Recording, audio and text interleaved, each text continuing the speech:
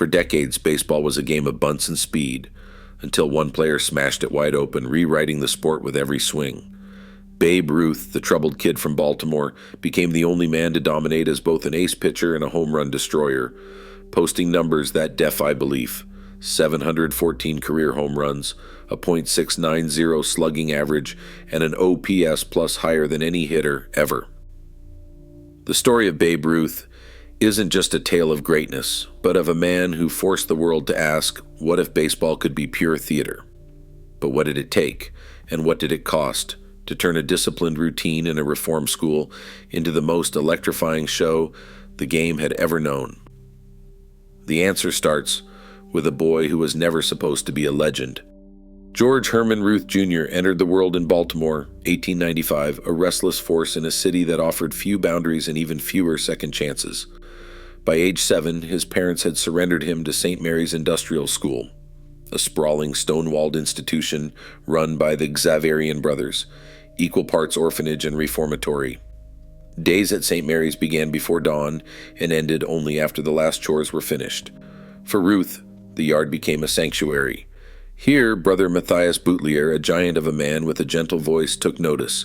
He saw past the trouble and focused on repetition, fielding bunts, swinging with intention, running bases until dusk. Under Matthias's steady hand, Ruth learned discipline, the kind that sticks for life. Baseball at St. Mary's wasn't a pastime. It was a daily ritual, woven into every hour. Ruth played every position, but the mound called to him. By his teens, he was striking out older boys with a left arm that seemed to never tire. The brothers let him pitch against visiting industrial teams, and soon word spread the kid could throw and he could hit. Brother Matthias pushed him further, teaching him to swing with a rising arc, to drive the ball rather than chop it. Ruth watched Matthias launch softballs with a sweeping uppercut, sending them farther than anyone thought possible. Those lessons shaped his own swing, one that would soon change the sport. In 1914, Jack Dunn, owner of the minor league Baltimore Orioles, arrived at St. Mary's looking for arms. He left with Ruth, then just 19, signing him to his first contract. Within 2 years, Ruth was pitching for the Boston Red Sox. In 1916, he won 23 games with a league-best 1.75 ERA, and by the end of his Boston tenure, he'd collected 89 wins and thrown 105 complete games. His fastball was heavy, his curve sharp, but there was always a question. What could he do with the bat if given the chance? Teammates and coaches whispered about it. The ball jumped off his bat in practice, carrying farther than anyone else's. The legend was already taking shape, but Ruth's story was still unfolding, one pitch, one swing, one day at a time. On December 26, 1919, the Boston Red Sox sold Babe Ruth to the New York Yankees for $100,000, an unheard-of sum in baseball. The deal included 4 annual payments and a $300,000 loan, with Fenway Park as collateral. Yankees co-owner Jacob Ruppert saw something no one else did. Ruth wasn't just a star pitcher. He was the biggest box office draw in the game. In Boston, Ruth had already broken the single-season home run record with 29, but the Red Sox kept him on the mound, and his bat only made cameo appearances. New York offered a new role and a new stage. As soon as Ruth arrived, he stopped pitching full-time and became the Yankees' everyday outfielder. The result was electric. In 1920, Ruth hit 54 home runs.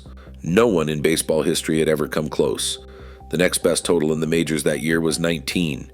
His slugging percentage soared to .847, and his OPS plus, a stat that measures a hitter's value against the league average, hit 255.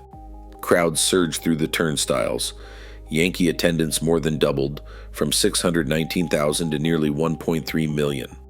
On the road, teams begged for extra dates with New York just to see Ruth swing. For the first time, fans came to the ballpark not just for the game, but to watch one man take aim at the fences. Ruth's swing was different, steep, powerful, designed to launch the ball. He waited for pitches he could drive, accepted walks, and turned every at-bat into an event. The old game of bunts and stolen bases faded. Now a single swing could change everything. Ruth didn't just lead the league, he left it in the dust. By the end of 1920, baseball had a new headline act. The league was stunned. The Yankees had found their game changer. April 18, 1923. The Bronx hums with anticipation as crowds stream toward a brand new ballpark, its triple-decked grandstand rising above rooftops and rail yards. Yankee Stadium, finished at a staggering cost of $2.5 million, stands as the largest baseball arena ever built, its concrete walls poured with Thomas Edison's formula, its copper frieze gleaming along the roofline.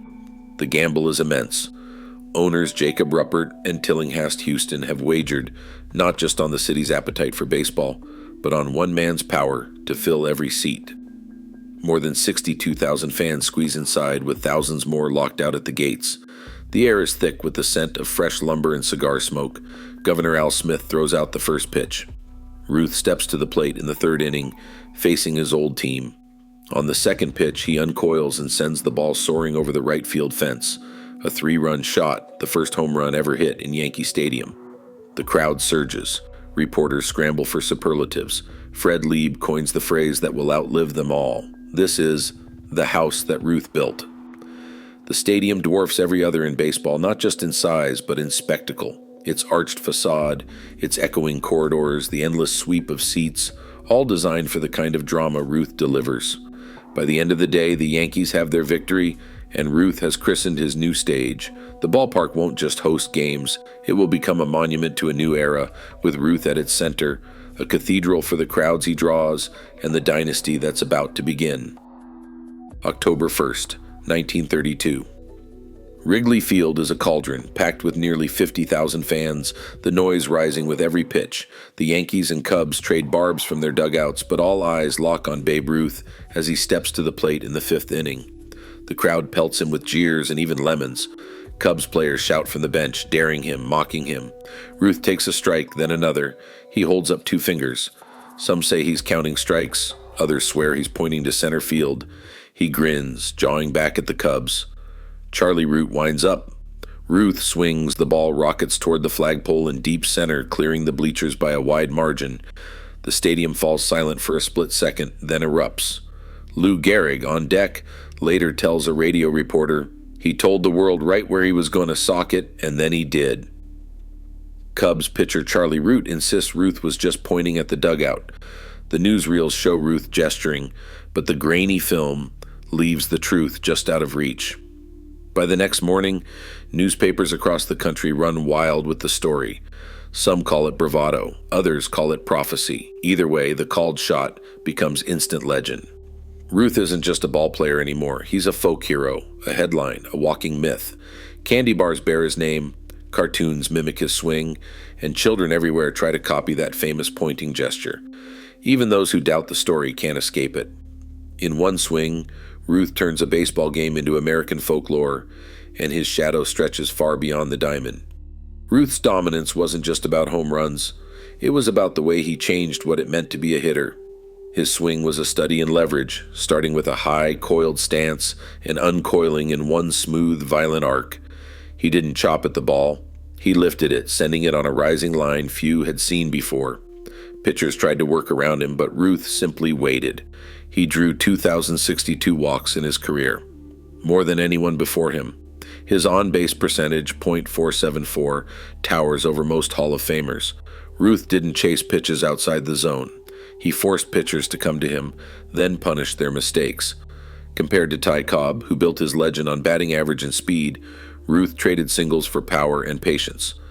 Ted Williams would later become the master of the strike zone, but Ruth set the blueprint. Accept the walk, wait for a pitch you can drive, and don't settle for less.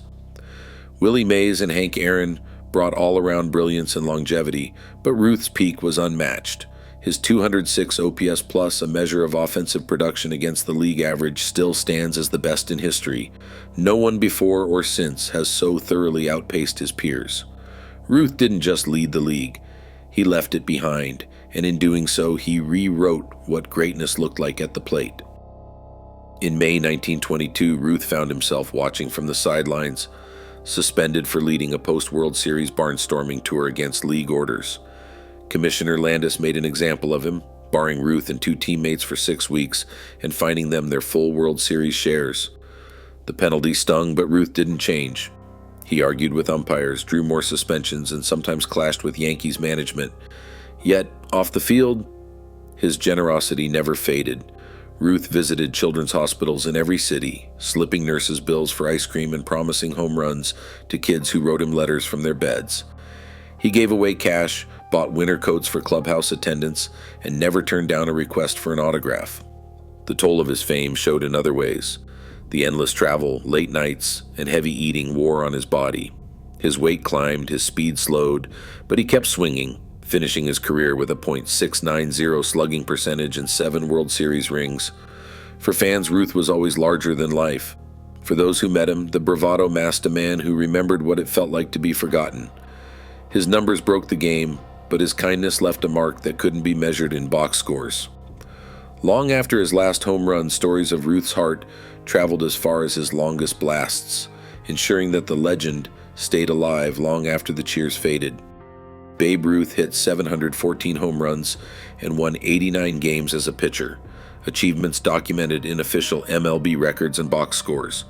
His sale from the Red Sox to the Yankees in December 1919 for $100,000 is confirmed by contract copies and newspaper archives. Ruth's 1920 season, 54 home runs and a 1.379 OPS, changed the way baseball was played and watched, drawing record crowds and sparking the construction of Yankee Stadium, where he hit its first home run on April 18, 1923. While Ruth's impact is measured in statistics and stadiums, some details, like the true story behind his 1932 called shot, remain debated despite surviving newsreel footage and eyewitness accounts. What is clear, Ruth's approach to hitting, his two-way talent, and his public persona made him a national icon and set the template for modern sports celebrity. His numbers still top the record books, but his influence is visible every time a slugger steps to the plate. Ruth didn't just play the game, he redefined it for generations to come.